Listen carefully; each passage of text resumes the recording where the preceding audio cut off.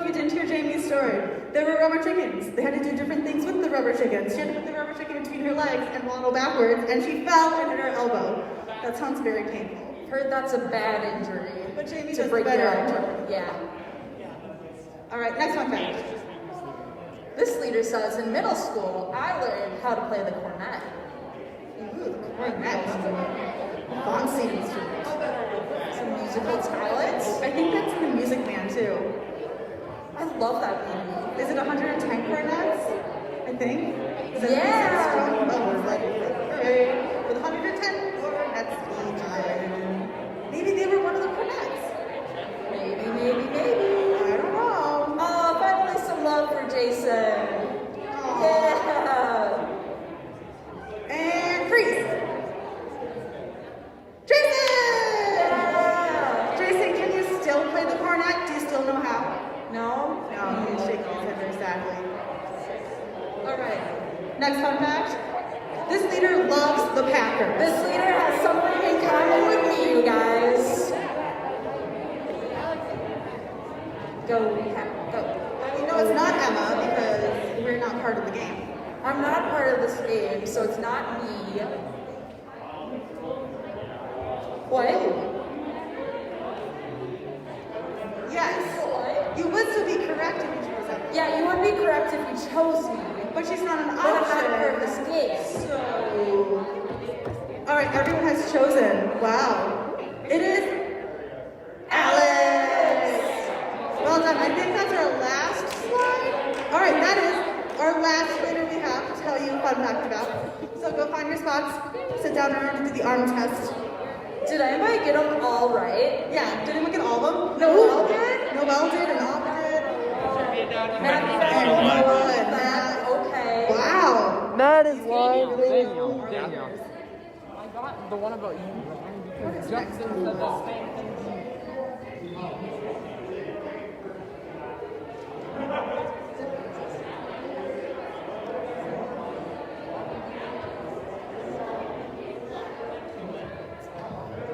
Well, I am doing announcements tonight because Daniel's teaching.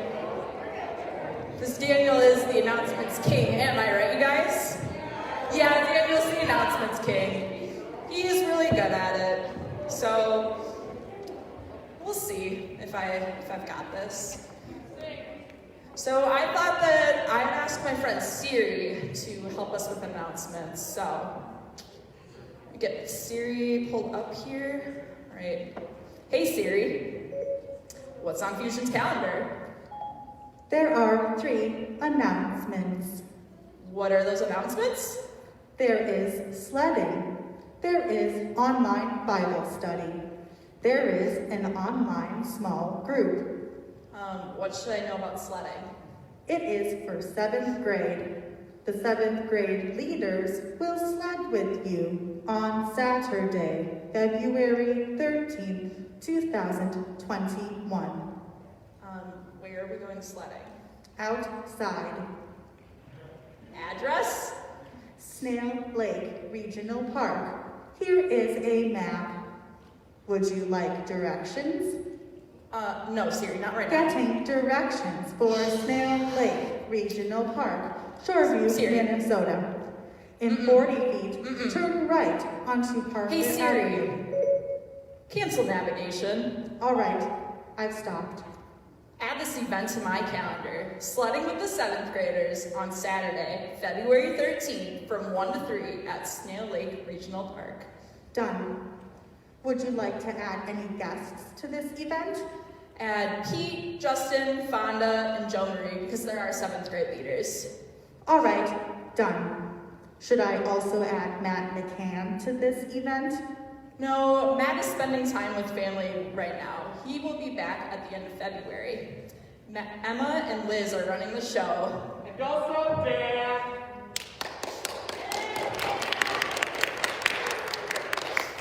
Hey Siri, what's the next announcement? Fusion is now in person. Okay Siri, I can see that. What else should I know? Fusion still has 2 online options. And they are... Bible study is still online on Thursdays at 7 p.m. There is also an online small group on Wednesdays at 7:30 to 8 p.m. That's right, we love seeing new faces on our Bible study on Thursday nights.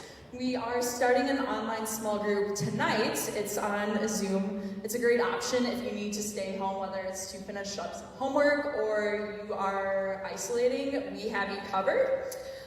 So check out the website for the link for Bible study and for small group. That's cool. Are you done with me now?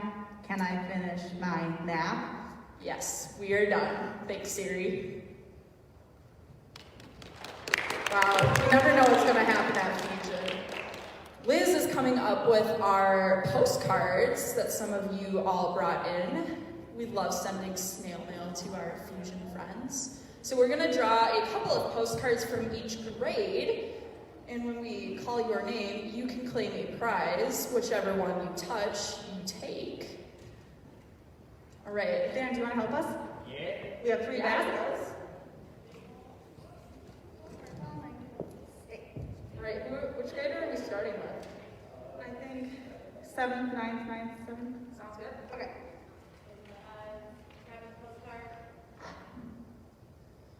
Josie, let's! Come on, Dan, Josie. Woo! You may pick your prize.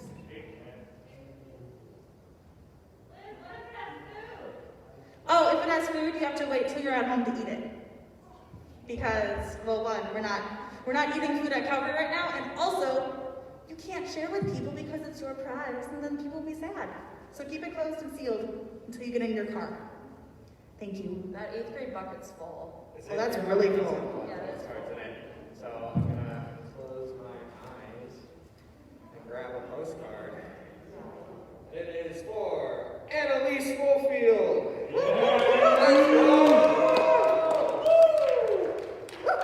Alright, I have 3 of these in the 9th grade bucket, so good job, 9th graders.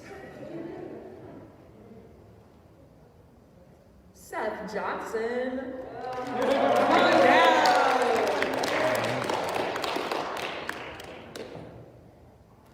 And pick another 9th grader, even though there's not a whole lot to choose from. Colin, what? All right.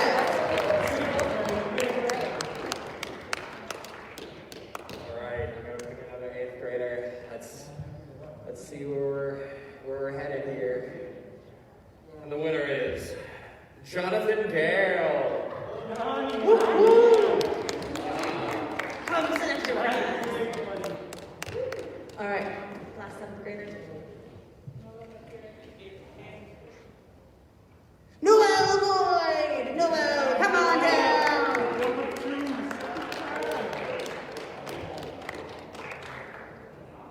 All right, I think that's all the prizes we have to give out today. But you never know when we'll do another random, fun thing. You never know. I think Dan's up next, I think. Take it away, Dan.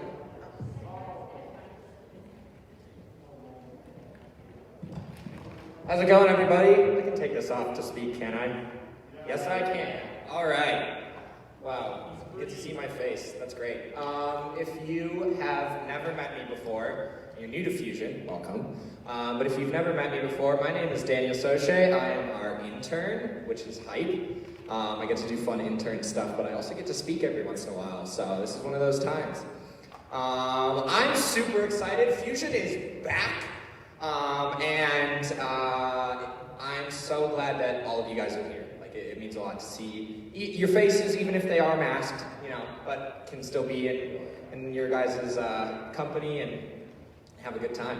So today we're going to be talking about Sabbath, and Sabbath is something that's very near and dear to me. I want to acknowledge real quick that it's kind of awkward that we're in person and we're like, yeah, let's go, Fusion, we're back, and let's talk about slowing down and resting and Sabbath, right? But I actually think that I'm really happy that we're talking about Sabbath today I was supposed to talk on this last week, but it just worked out better that I speak this week. So I'm actually really happy that we're kicking off in person by talking about Sabbath. Because a lot of times in our society, how we view our life is we go, and then we crash, we burn, and then we rest because we have to, right? Not many people these days build rest into their daily lives. And that's not a great thing.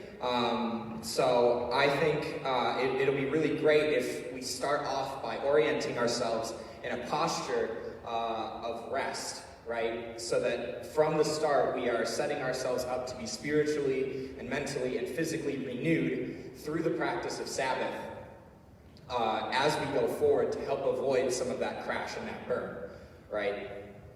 So that begs the question, what exactly is Sabbath? It's one of those nice churchy words that we like to use, but what does it actually mean? Sabbath is not just a day where you do nothing, and it's not just a day where you sleep all day. Don't get me wrong, rest is a very important piece of Sabbath, but it is not all of Sabbath, right? So, Sabbath is a spiritual practice, and like all other spiritual practices, the goal of Sabbath is to grow closer to God. And so, how do we do that through Sabbath? Well, Sabbath is about doing the practices that give you life. Now, that's a weird term, and I'm going to break that down a little bit.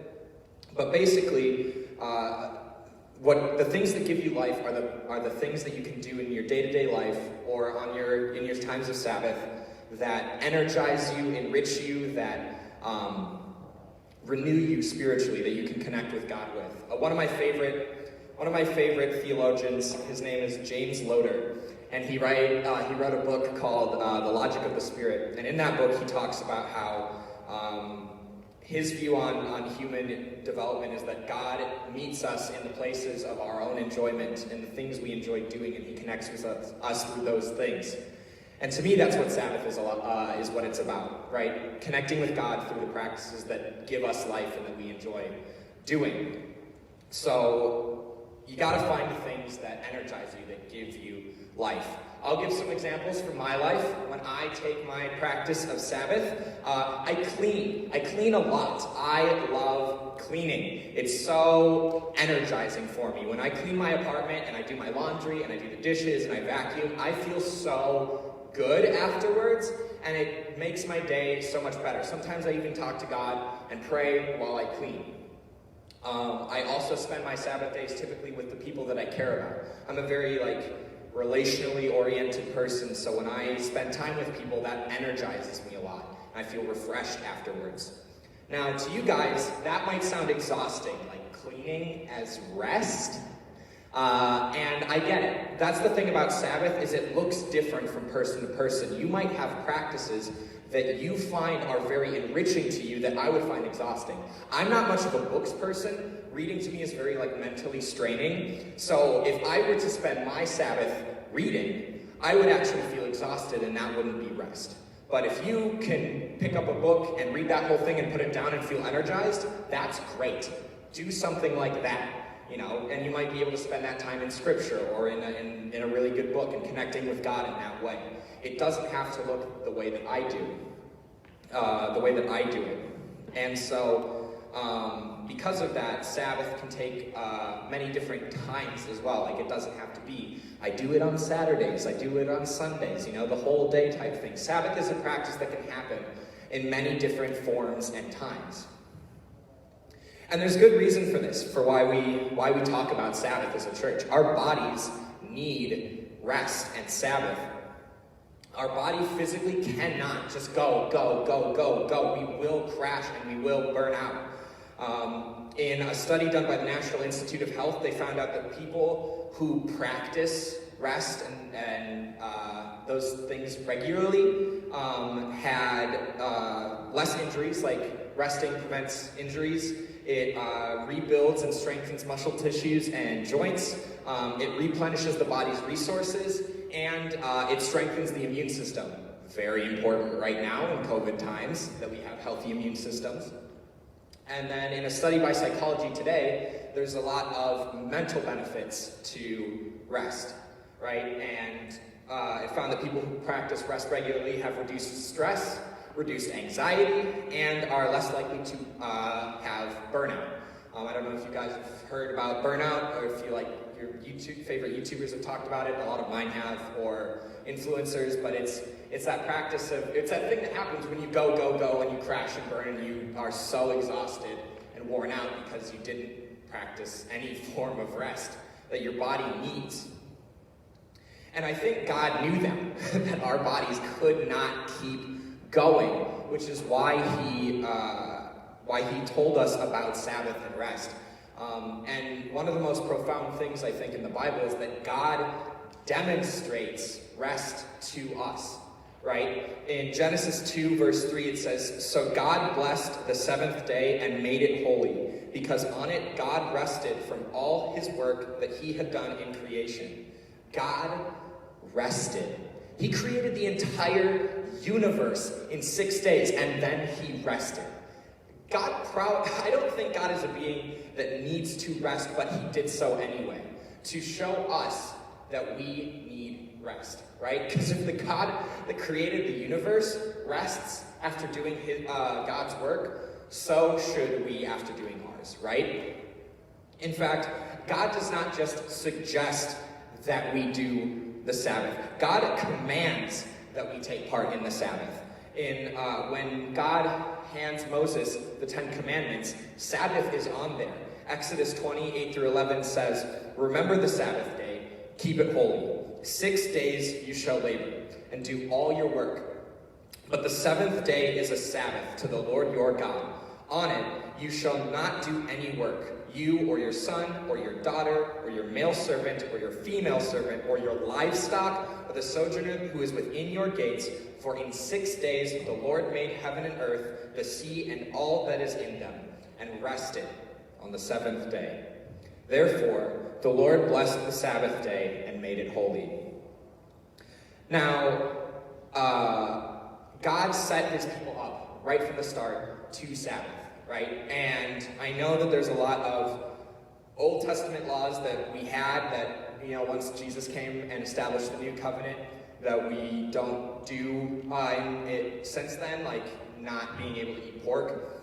But this is not just an Old Testament practice. And I think Paul recognized the importance of Sabbath and rest, because in Hebrews, when he's writing to the Hebrews in chapter 4, verse 9-11 of Hebrews, he says, "There remains then a Sabbath rest for the people of God.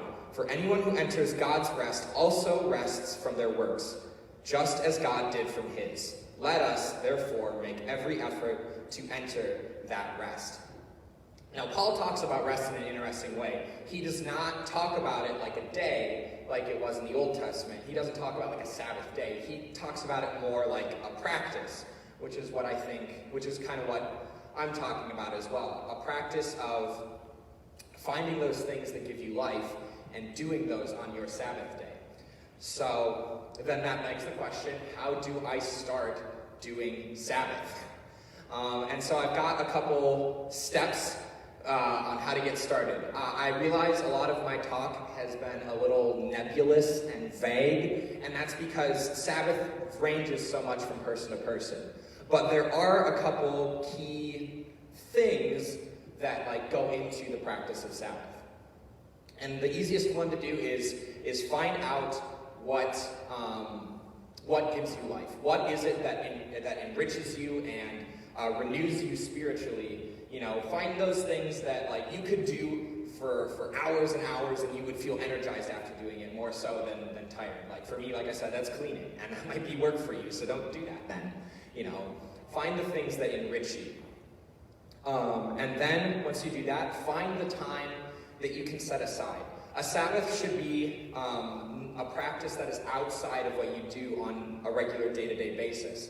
Because I know that there are some of you that really, really love going to school and actually really enjoy school. That's wonderful.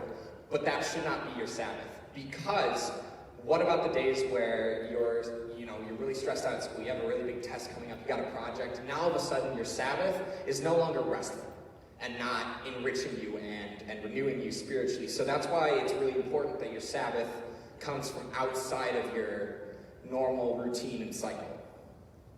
And so where is that time that you can fit in? For instance, if you like reading, where's like an hour or two that you can sit down and have time to read? If if sleeping is something that's really enriching for you, when can you schedule a nap? If you're doing these Sabbath things, the third step is commit to it. This is probably the hardest step. When I first started taking my days of Sabbath, and I take a full day for my Sabbath, but you don't have to, the hardest part is actually committing to it. When you get to that point, not compromising your Sabbath. If you have something to do, get it done before then or after, and actually committing to it. Like, no, I'm not free right now. I am practicing the Sabbath. I actually I can't hang out right now unless, that's something that enriches you. I am busy. I am busy with the Sabbath. It is not, something that can fall by the wayside, because that's how we often treat rest, right? It's something that we can do later when we have time for it. I find it's very helpful to schedule and commit then to that time of rest. And so we're going to go quickly, or not quickly, we're going to go very soon into a time of small group with your leaders. And they're going to have some questions and stuff to help you continue the ideas of how you can incorporate and build Sabbath into your lives. Because I will say from personal experience, ever since I started taking a day of Sabbath about a year ago, it's been great. I feel energized when I go to classes I take my Sabbath days personally on Sundays, and when I start my week, then I'm refreshed, I'm energized, I'm ready to actually do the things that I need to do, because I took the time to make sure that I am rested and enriched spiritually, mentally, and physically. So think about those steps I gave you and what it is that you can start incorporating that into your life. But before we do that, I'm going to close us in a word of prayer. So if you would bow your heads with me. Dear Heavenly Father, thank you so much for today. I thank you for Fusion and that we get to be back in person. I thank you for all the people here and you brought them here safe and sound, and for the people who aren't here, that they would be able to connect through our online Bible study, or that you would let them know that we care about them, God. As we talk tonight about Sabbath and the practices that go into it, that there would be good discussions and that the students would be able to learn what it is they can do to renew themselves and connect with you, God, because Sabbath is so important. I pray for just good discussions tonight and good weeks ahead of us. In your name I pray, amen. All right, so do you want me to talk about small groups? I'll talk about small groups. So for small groups, we are doing what we did back in the fall, which is find a group of people. Let's say 7 is the number I am being told. Find a group of 7 people and find a leader. Do we have a leader slide? We do not have a leader slide. But hey, if you remember from that nifty leader fun fact game, that's the leaders that are here tonight. So if they could stand up, raise their hand, give a little dance, all of the above. Once you have your group of people, find a leader, and then Liz will give you a room to go to for small groups. So let's go.